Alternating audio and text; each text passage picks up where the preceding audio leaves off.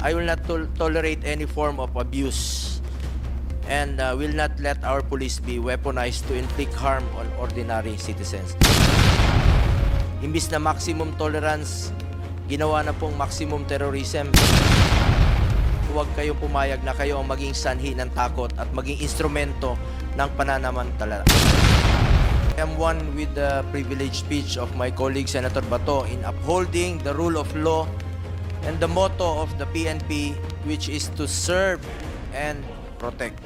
Mr. President, we condemn the excessive use of force. I appeal to our government, especially law enforcers, to be prudent in their actions and remain faithful to their mandate to serve and protect. With the court issuance of a temporary protection order, we pray that peace and normalcy will return to the Kingdom of Jesus Christ compound. The occupation of police personnel in the Kingdom of Jesus Christ compound in Davao City and the terror it brings to the community are causes of concern. While it is the duty of the police to serve an arrest warrant, there is no excuse for using force, creating fear, compromising the safety of civilians, disrupting the peace in the community, and occupying a place of worship. As Vice Chair of the Committee on Peace and Order, I support the intent of the Chairperson, Senator Bato de la Rosa, to scrutinize this PNP operation which led to the death and injuries of civilians. Mr. President, I have consistently expressed my full support to our uniformed personnel. Kami po'y sumusuporta sa trabaho ng pulis basta in line of duty at naayon sa batas. Panahon po ni dating Pangulong Duterte, dinoble po ang sahod nila, pinaghirapan natin yon at ako'y patuloy na sumusuporta sa ating mga uniformed personnel. Ang atin naman dito, walang masaktan kung ano lang po yung ayon sa batas at ipatupad ng wala pong excessive use of force.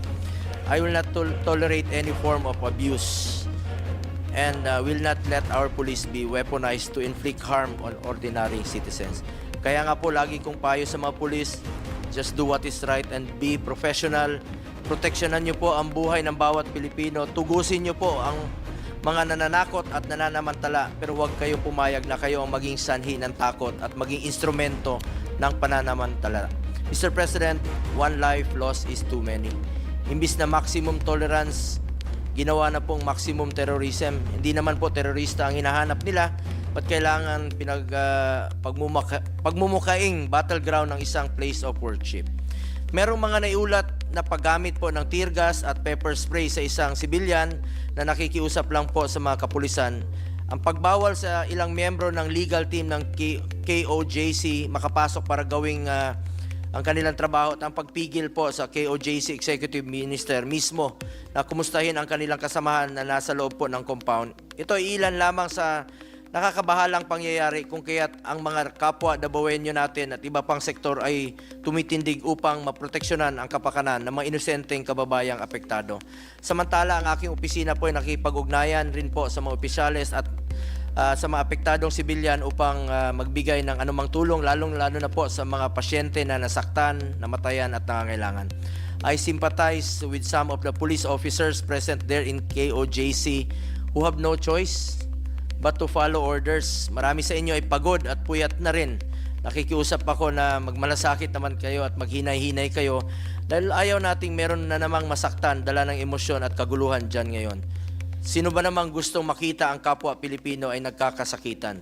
To my fellow workers in government, please serve the interests of the Filipino people and protect the rights and welfare of our fellow Filipinos.